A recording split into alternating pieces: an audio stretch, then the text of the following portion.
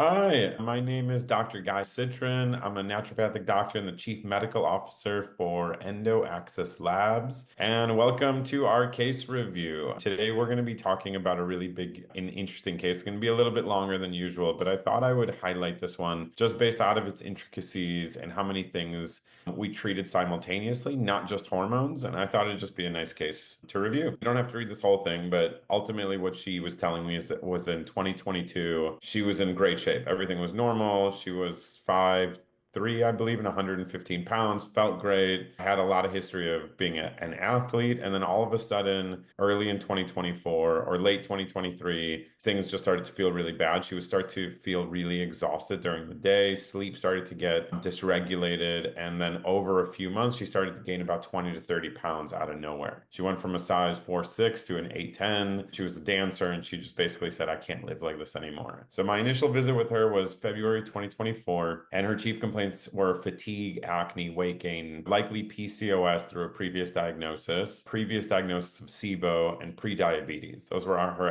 actual diagnostics.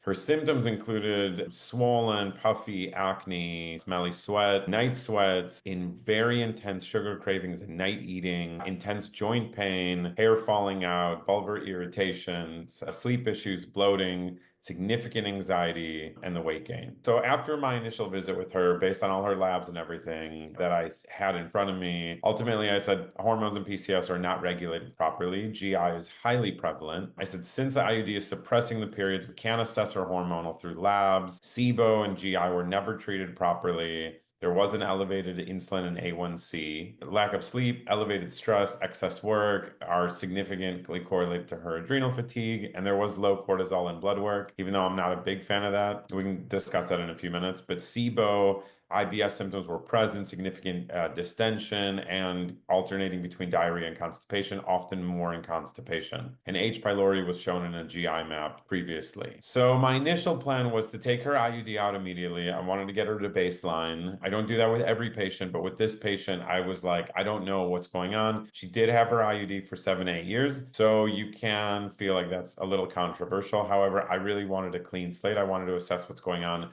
I wanted to see how her body processed and tolerated her own estrogens and if she was still ovulating or what was going on. And she did want to have children. So we discussed the benefits of potentially checking everything out now. And then, so what I said, if acne started, I put her on low dose spironolactone. I gave her a little bit of metformin for the insulin. And then the supplements I started with her on was Panplex, which is a digestive enzyme, Pyloguard, it's a microbiome product for H. pylori, Megaspore probiotic. And then Formula 11 is really nice for biliary and GI health. And I have a lot of history in explaining SIBO and the gallbladder component. So I often do that formulation for SIBO. Her follow-up visit, she took her IUD out. It was a month later. Her period started for the first time in 2 years, in 8 years. Still felt very poorly. She started breaking out badly with acne. Spironolactone was helping, but it wasn't 100% clearing the acne, but it was tolerable. Bowels, however, did improve to a more regular frequency. The low FODMAP diet and the digestive enzymes really started to help her. Bloating started to reduce. So I wanted to run labs and assess the situation, just see what's going on. So I gave her another month. So this was about 2 months after her period started. Again, a little controversial. You typically want to wait 3.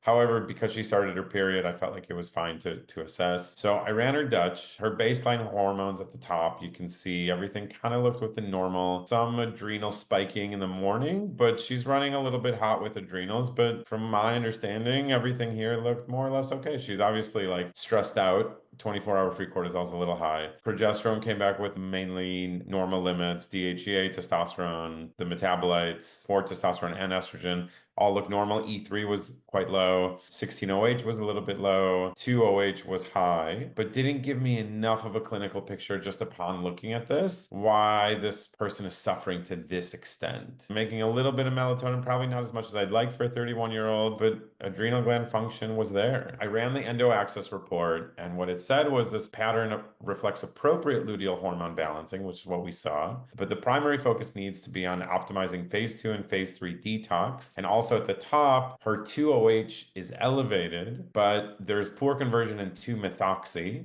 which suggests efficient clearance. However, there's poor methylation and a backlog of 2OH occurring. Now, I wouldn't have caught this with my naked eye. This had to be a ratio between the two. This is why I love the endo report, because it'll give you ratio balancing properly between metabolites. So it said this increases oxidative potential, and supporting methylation is going to be very important for this patient. And then it also said GI health study may be considered, which we did. Additional findings in the report said abnormal nighttime cortisol, elevated rise in morning cortisol, estriol low, which we discussed, and obviously a bunch of PMS symptoms, which she reported initially. So the supplement recommendations was 2 foundational blends, 3 and 4. 3 is a beautiful phase 2 and phase 3 detoxifier. It blends methylation and sulfonation. Bottle 4 is probably my favorite product so far, just because of how well it works for PMS. Most of my patients who have PMS are significantly better taking Formula 4. And then 25 was recommended to support PCOS because of the PCOS symptoms. So it wasn't optional, but it was good for sugar cravings. Inositol is amazing for sugar craving, myo-inositol. So it balances sugar because she has PCOS. I thought this blend would be really nice hormonally. I reviewed labs with her on her third visit. I kept her on the metformin and the spironolactone. I added Formula 3 for 19. I kept for adrenal fatigue and Formula 25. And I gave her L-theanine because the anxiety she said was debilitating her. This is a lot of stuff. I don't typically do this many supplements, but she really, as you could tell, was in a really dire state. So on the fourth visit, I was very impressed. Her period became regular. It wasn't abnormal in terms of flow or length, actually, but no PMS symptoms, no cramping. The heaviness was moderate, puffiness decreased, acne completely resolved. I think it was the myo-inositol that did it. Night sweats resolved. I'm pretty sure that was just getting her off the IUD and regulating her hormones. Sure, craving is resolved. Again, I think that's the myo-inositol and a combination maybe with metformin. She started to lose weight. I think it was because she probably wasn't binge eating at night anymore. She wasn't craving so much sugar. She started to normalize her bowels through diet. Anxiety started to decrease. That was the L-theanine, and I think it worked beautifully for her. And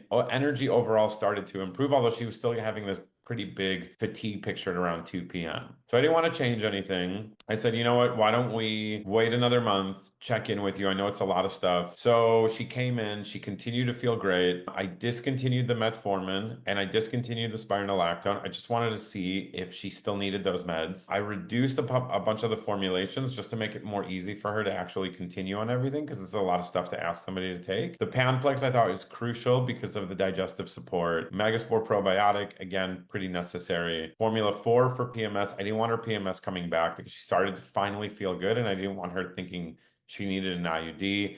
Formula 19 was working, but again, she was still having adrenal fatigue, but I just wanted her longer on an adrenal fatigue supplement. And Formula 25, I thought was incredible for most of the stuff that was going on with her, especially reducing her sugar cravings could reduce her weight. So on her sixth visit with me in October, everything continued to improve. She lost another 5 pounds. She started to feel more energetic finally. I continued her on all supplements. I removed Megaspore and Formula 4, and I wanted to see if that started to trim down. And I really wanted to keep her on Formula 3 and 25. I thought those were going to be the long-term formulations for her, just to support methylation and sugar balance issues. So that's it for today. Thank you for joining, and I look forward to sharing some more case studies with you. I appreciate your time, and I hope you learned something. And please send us any questions. We're here to help.